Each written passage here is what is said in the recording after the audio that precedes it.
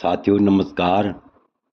आज का वीडियो का मुख्य विषय है कि संतान प्राप्ति के प्रबल योग कौन कौन से ग्रह होते हैं। ध्यान से देखिए, संतान प्राप्ति के प्रबल योग कौन कौन से ग्रह बनाते हैं, कौन कौन से ग्रह बनाते हैं, इस विषय पर हम विस्तार पूर्वक चर्चा करेंगे। तो वीडियो देखने से पहले मेरा आपसे अनुरोध है, यदि आपने अभी तक मेरा चैनल सब्सक्राइब नहीं किया तो अवश्य सब्सक्राइब करने का कष्ट करें, वीडियो को लाइक करें, शेयर करें। तो देखिए, संतान आज हमारी इसी विषय पर जो है विस्तार पूर्वक चर्चा होगी कि संतान प्राप्ति के प्रबल योग कौन कौन से ग्रह बनाते हैं। तो ध्यान से देखिए, संतान कारक ग्रह बृहस्पति है। कौन सा ग्रह है संतान कारक, यानी पुत्र कारक या संतान कारक ग्रह बृहस्पति है। संतान प्राप्ति का योग पंचम भाव से तथा लग्न से पंचम भाव से देखा जाता है। ध्यान से देखिए, पुत्र कारक ग्रह बृहस्पति है, संतान प्राप्ति का योग पंचम व लग्न से पंचम भाव से देखा जाता है। इसके नंबर 1, यदि पंचम स्थान में शुभ ग्रह शुभ राशिगत हो, संतान प्राप्ति के योग कैसे होते हैं। यदि पंचम स्थान में शुभ ग्रह शुभ राशिगत हो तो संतान प्राप्ति का योग होता है, इसमें कोई संदेह नहीं है। नंबर 2, पंचम भाव में केवल 1 या 2 पाप ग्रह हों और पंचमेश उच्च का हो या उच्चाभिलाषी हो या स्वगृही हो तथा कुटुंबेश पाप युक्त हो तो अधिक उम्र में संतान प्राप्ति होती है। संतान प्राप्ति में विलंब कैसे होता है, यहाँ पर जो है इस प्रकार शास्त्रोक्त उल्लेख मिलता है कि दसम भाव में केवल 1 या 2 पाप ग्रह हों और पंचमेश उच्च या उच्चा मिलासी हो तथा कुटुंबेश पाप युक्त हो, तो ऐसे में भी कभी कभी क्या होता है कि अधिक उम्र में संतान प्राप्ति होती है, अर्थात संतान होने में समय लगता है। अधिक उम्र में संतान प्राप्ति होती है, लेकिन अवश्य ही संतान का सुख मिलता है। नंबर 3, लग्नाधिपति पुत्र भावगत हो, लग्न का स्वामी पुत्र भावगत हो अर्थात पंचम स्थान में हो और बृहस्पति बलवान हो तो निश्चय ही पुत्र प्राप्ति होती है, अवश्य ही संतानोत्पत्ति होती है। नंबर 3, लग्न का स्वामी पुत्र भावगत हो अर्थात पंचम स्थान में हो और बृहस्पति बलवान हो तो निश्चय ही संतान प्राप्ति होती है, संतान प्राप्ति के योग बनते हैं, इसमें कोई संदेह नहीं है।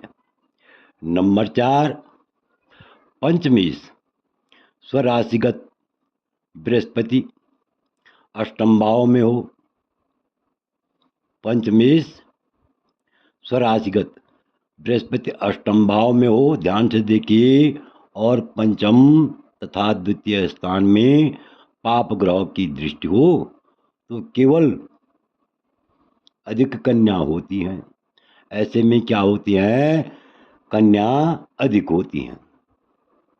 यहाँ पर देखिए, कन्या अधिक होने की कौन से योग होते हैं, पंचमेश स्वराशिगत बृहस्पति अष्टम भाव में हो और पंचम तथा द्वितीय स्थान में पाप ग्रह की दृष्टि हो, तो ऐसे में अधिक कन्या होती हैं।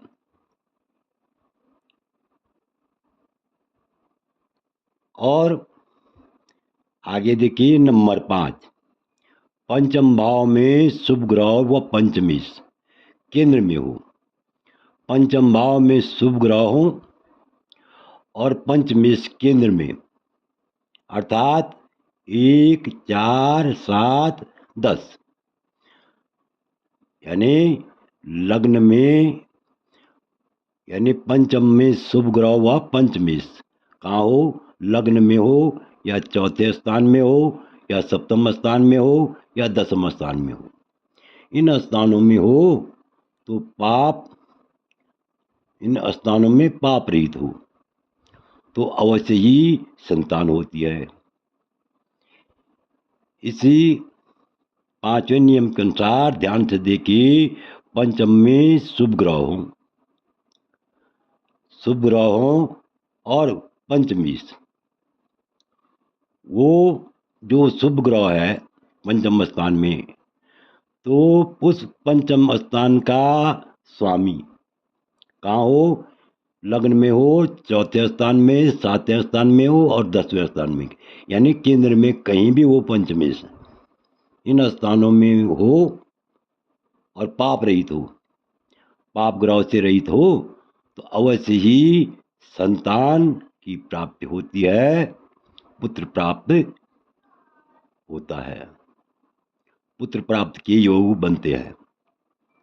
आगे देखिए नंबर 6, नंबर 6 में है लग्नेश व नवमेश सप्तमस्थ हो, अर्थात 7वें स्थान में हो, अथवा द्वितीयेश, अथवा द्वितीयेश लग्नस्थ हो, द्वितीयेश कहाँ हो, लग्न में हो, तो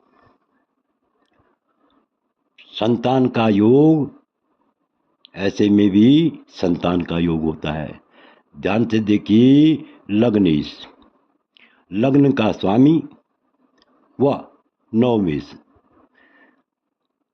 सप्तम स्थान में हो या द्वितीयेश लग्नस्थ हो, तो ऐसे में भी संतान का प्रबल योग बनता है। आगे देखिए नंबर 7, लग्न एवं चंद्रमा में जो बलि हो, लग्न में, लग्न या चंद्रमा में जो बलि हो, अर्थात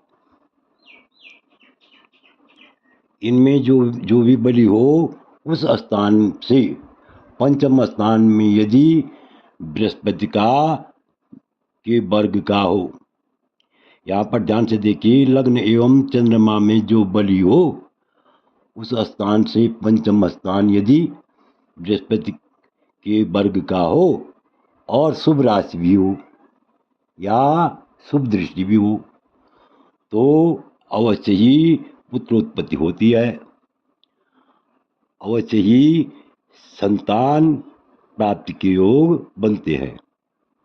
ध्यान दीजिए नंबर 7, लग्न एवं चंद्रमा में जो भी बलि हो उस स्थान से पंचम स्थान यदि बृहस्पति के वर्ग का हो और शुभ राशि भी हो या शुभ दृष्टि भी हो, तो अवश्य ही पुत्र प्राप्ति के योग होते हैं, संतान प्राप्ति के योग होते हैं, इसमें कोई संदेह नहीं है। इस प्रकार से शास्त्रों में उल्लेख मिलता है। आशा है कि आप वीडियो को पूर्ण रूप से समझ गए होंगे।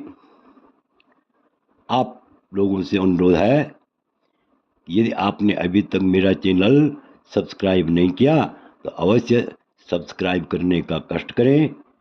वीडियो यदि अच्छा लगे तो लाइक करें, शेयर करें वीडियो देखने के लिए बहुत बहुत धन्यवाद।